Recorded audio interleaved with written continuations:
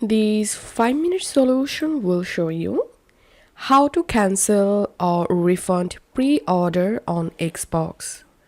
Follow these easy steps to cancel your pre-order and get refund. You have to open a browser and search for request Xbox refund. And then you have to open this first link, request a refund for digital games.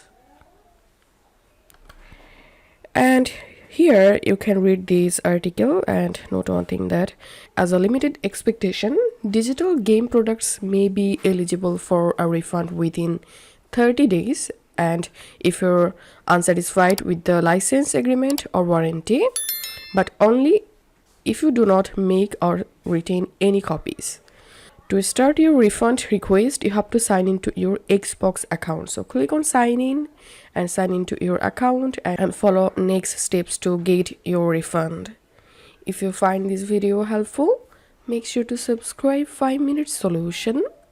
See you in the next video.